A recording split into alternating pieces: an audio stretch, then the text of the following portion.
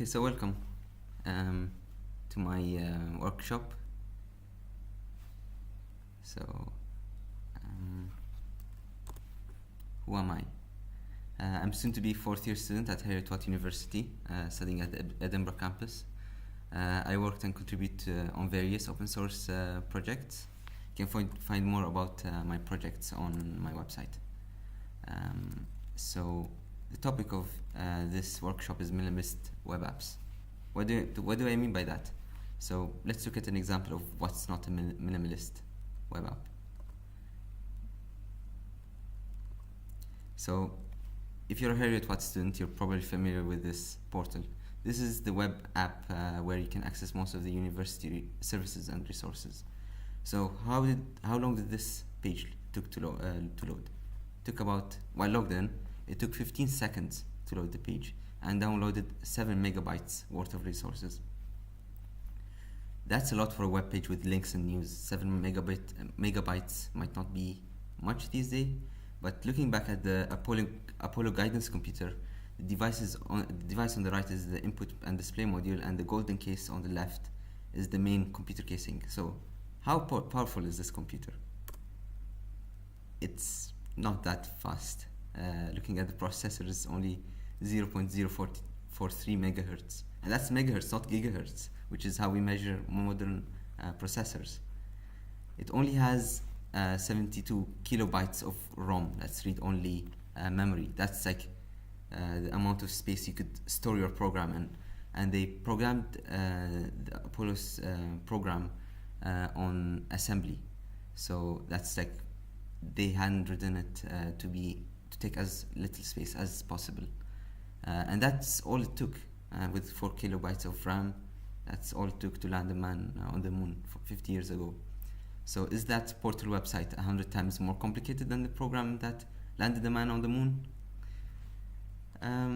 Well, there's many reasons why it's unfair to compare modern software with the program that on the Apollo guidance computer. But this teaches us a very important that even very underpowered systems and tiny programs could do amazing things. So could we be more mindful writing software and try to reduce complexity and size? Luckily, I found a Hacker News clone written in React framework, which looks exactly like the original one. So let's compare the two. The original one downloaded 52 kilobytes of resources, while the React clone took 1 megabyte to load. And it took twice as double the time to fully load the page compared to the normal one. So obviously that's not a good not a good step forward with technology. So how can we fix this problem? Progressive enhancement. What is it? It's a web design strategy where you focus on the core content, then progressively add enhancements on the content, so you always have the core content available no matter what browser you use. Whether the content delivery network is down or your internet connection is flaky, you still have that core content and the forms and everything. This is the strategy which gov.uk uses on their online services. So even if your browser doesn't support HTML, only supports HTML with no CSS or JavaScript for any reason, you still get the content and forms. You could learn more about their strategy on their blog post, which is linked in the description of the stream. They also found out that 1 in 93 visitors didn't load JavaScript. And most of those who didn't load JavaScript is not because they manually turned it off by using like an extension called NoScript or disabling it in the browser settings. So because the service doesn't break if those parts of the resources aren't loaded or supported, those users can still view the content and interact with the forms, which is quite important, especially for government services. Another benefit of progressive enhancement is accessibility. Because the content is immediately available, it makes it easier for screen readers to find the content and read it aloud in the correct order. So what can you do to make the web a better place? So first, you can choose to build your next project with simple and well-tested technologies. Try to avoid using technologies which are usually overhyped, and using technologies that just because it's like the next big thing. This includes technologies like React.js, Angular, Vue.js, or even jQuery.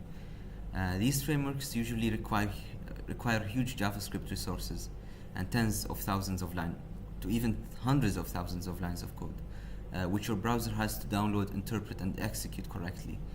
And these frameworks usually have bad performance and accessibility because it just adds so much layer on top of the document. So it makes accessibility programs harder to detect content on the page and display it in a correct manner. So I like to start building web apps with absolutely no JavaScript. So then I consider adding them for enhancing the user experience without making it a requirement. Also on top of this, I avoid using big CSS frameworks such as Bootstrap. Because these adds a lot of unused CSS rules. If you really want to use something like Bootstrap, you could modify it to only include the parts you need. So even if you started the project using progressive enhancement, if you add a lot of bloat and make it a requirement for your project to run, you're defeating the purpose of the strategy.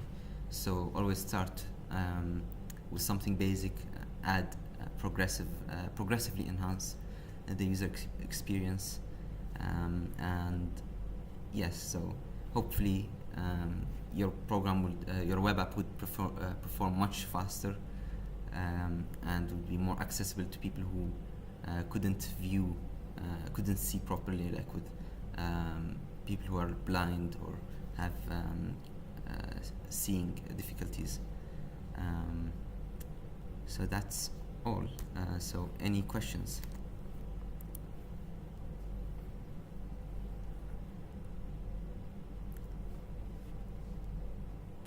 You could find the link on the description about gov.uk, how they they use progressive enhancement building their web apps. So I'd recommend you go through their blogs and read their strategy, because it really changed the way I look in making web apps. So there's also a website called forgeperf.org, which compares like GitLab, GitHub, and Bitbucket and SourceHut. It shows that SourceHut, which doesn't use a lot of JavaScript, loads much faster in the Lighthouse tests than GitLab, which is very JavaScript heavy. So Akilan said, what frameworks do we use? Isn't building from scratch time intensive? Depends. So if you're making web apps, usually you're not going to need a big framework. Basic forms. If you're using Go, you can use like the Go templating engine to lay out the information, or on Ruby the same way you have templating systems. Even with JavaScript and Node.js, you have good templating engines. You can try to do most of the things which are loaded on the front end, calculate them on the back end. So if your web app loads a bunch of cars, and instead of doing that in the front end, it's better to render it in the back end, because that way you can cache and also be less intense to the user agent. So it's not, it might be time intensive. I don't know, I find using React actually time intensive. So it's what you're used to. So if you're used to building without like JavaScript frameworks, yes, it's going to, if you're not used to using JavaScript frameworks and using JavaScript frameworks, that's hard. Vice versa. It's always easier and to do what you're used to do. So I find it not time intensive, because that's how I usually build things. So how do you build your website? So as I explained, I just build like a very simple like Base. I try to use like forms where I'd use like Ajax for most things.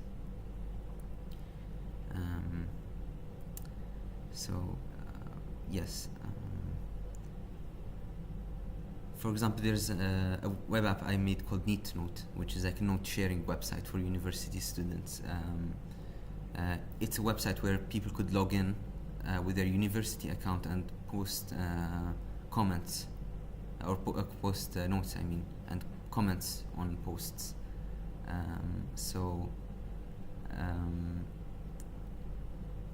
All of that works without JavaScript.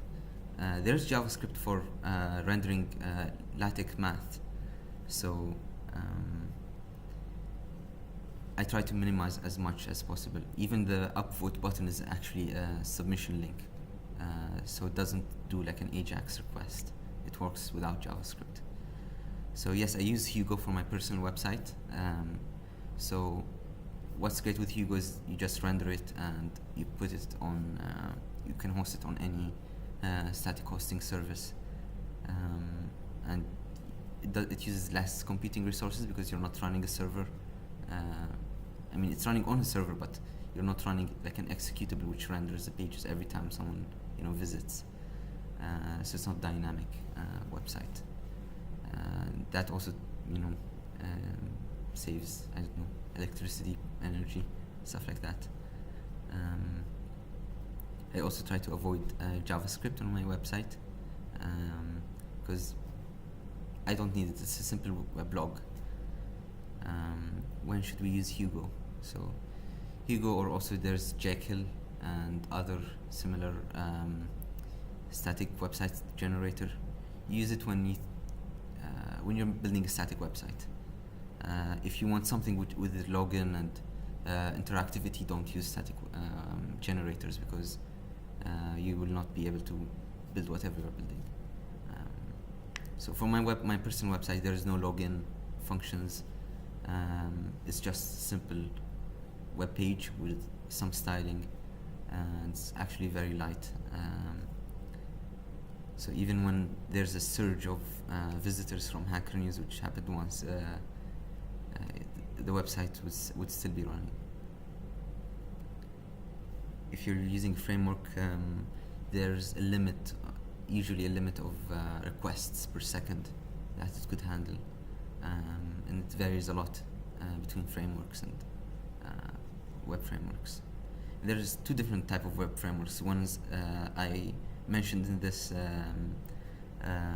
workshop is front-end frameworks, but in the back-end frameworks, that's a different thing. Actually, large companies can use static generators, but it can be difficult because most of the people who modify the websites, for example, let's say apple.com, most of the people who modify apple.com are there's like pages which are changed by non-techie people. So they have a content management system which allows people to log in and modify the content of that website. So that's called content management systems, or CMSs. But for personal websites, you usually don't need CMSs. Some people prefer them because you could edit your blog right on an iPad or a phone, which is quite difficult with statically generated websites, because you have to usually have to use like version control and service like Netlify, or you can do it yourself.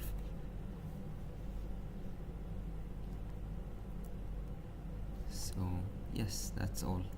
So progressive enhancement is I recommend people to use the progressive enhancement strategy when building web content or web applications.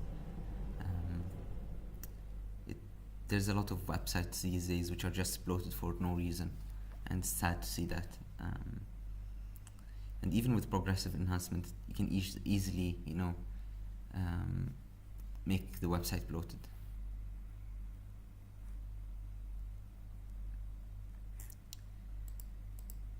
So yes, any more questions? Oh, what do I think of Flutter? So this is out of the scope of this workshop, but I tried it once. It's the Dart programming language is quite weird. I still didn't get the hang of it. So yes, I'd have to try it more to have an opinion of Flutter.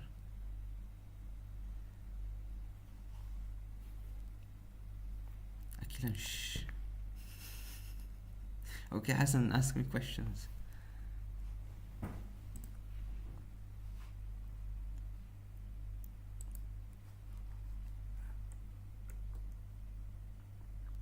No questions at all?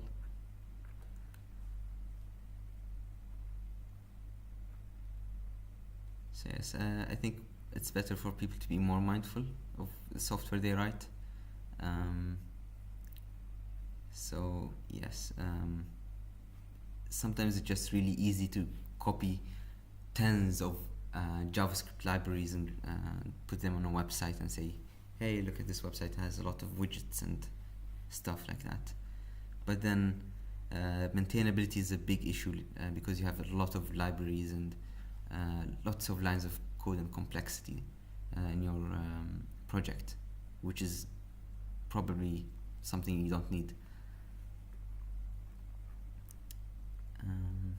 So yes, making a simple web app is something, or a minimalist web app is good in maintainability. What do I think of the Heritwat Tech Club website? Well, I might be biased because I fixed some of the performance issues in it.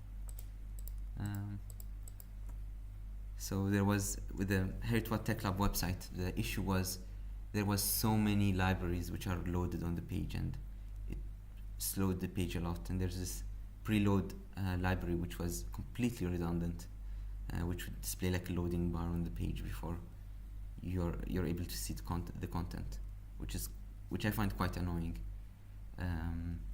because I like to see the content directly when you visit the website instead of waiting for something to load for seconds. It's 2020 already. We have super machines in our pockets, super computers in our pocket. We should be able to instantly load pages at this point. What do you think would be the best method for someone to start up in web app development? So I'd recommend you to start with something really simple. Use a language you're familiar with whether that's Python. So you could use like Python with Flask. Do something like simple like chat or survey website, survey web app. Try to avoid all of those like Angular and these kind of things. Just stick with plain HTML. Try to use JavaScript to make the chat update, for example. So chat is quite a difficult thing to solve because you need JavaScript to load the comments. So yes, I'd recommend you to do some project, a lot of projects, not just one project and say, okay, I'm done. You have to do a lot of side projects before you're quite confident in what you're doing, and you can build something big later. So talk about how important color choice for background text is to make a good looking website. So yes, there are many tools which allows you to pick matching colors, contrasting colors, I'm not sure. But another aspect is that when you have text and the background color, make sure that there's like a large enough contrast between the text and the background, so people with low vision problems could see the text well. Even people with color blindness, you'd have to factor that in. An easy way, easy solution for this is make a very simple black and white website with just text, and try not to use contrasting colors for text and stuff like that. There is the web the WCAG, the Web Content Accessibility Guidelines.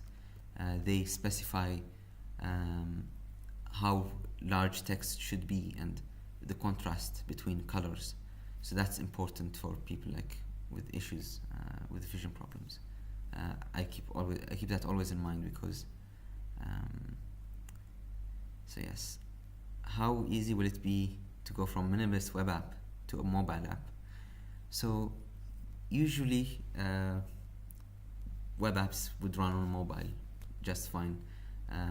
You can use the @media rules to make it responsive on mobile devices. There's PWAs which allow you to like add them to your home screen. That's like a very useful thing. Yes, I think it's really easy. It's easy as adding like few lines in the header, the head of the document, so that's recognized as a progressive web app. So yes, hello Talal.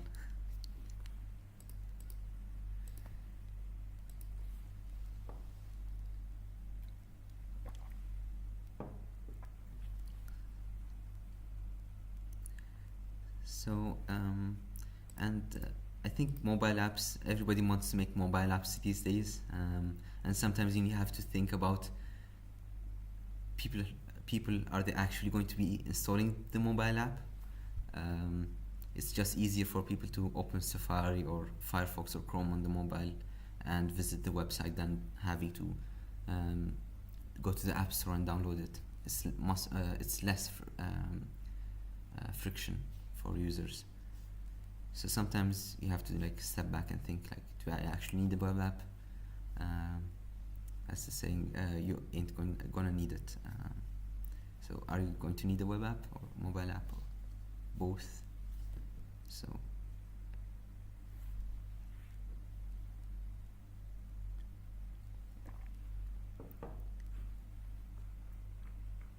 and yes, accessibility is a big thing.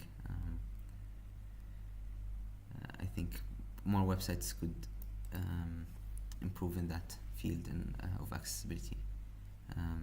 We could gov.uk actually made pictures or infographics raising awareness for web developers regarding different accessibility issues like people with low vision, color blindness, dyslexia, how to make the content clear for those people.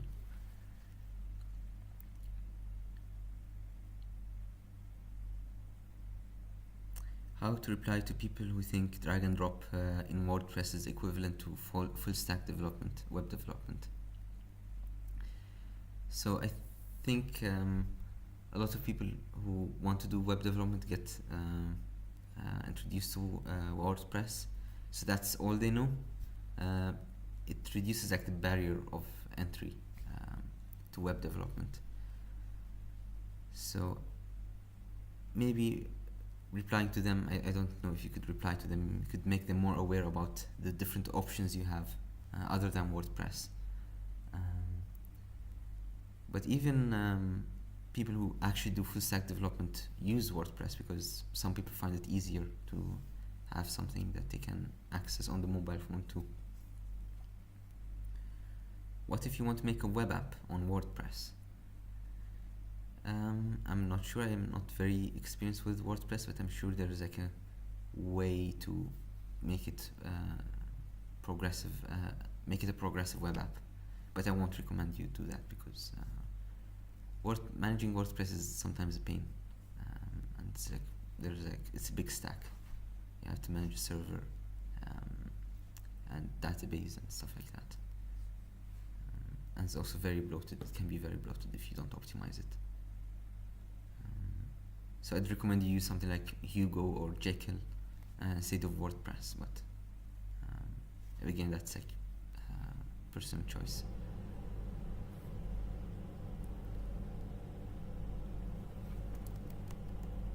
So how long did we?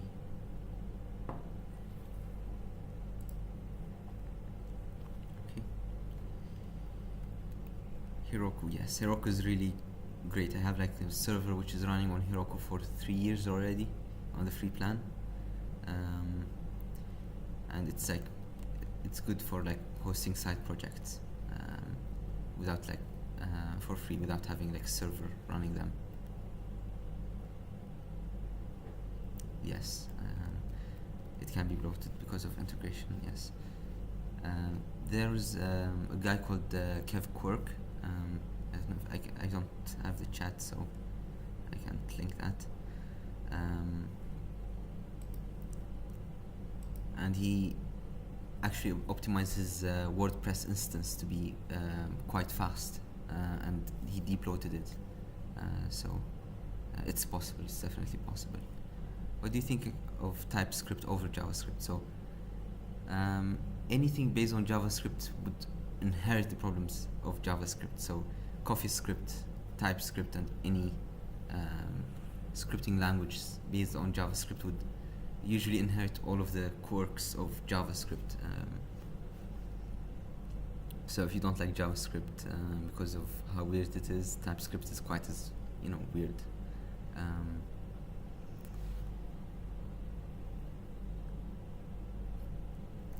But TypeScript reduces some problems, solves some problems, which is like typing. But I haven't used it, so I couldn't give you proper argument against or pro TypeScript.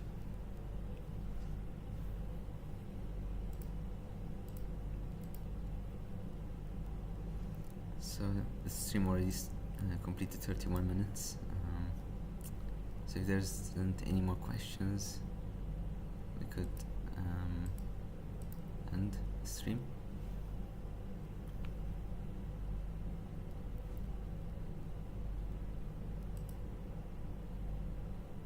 Okay.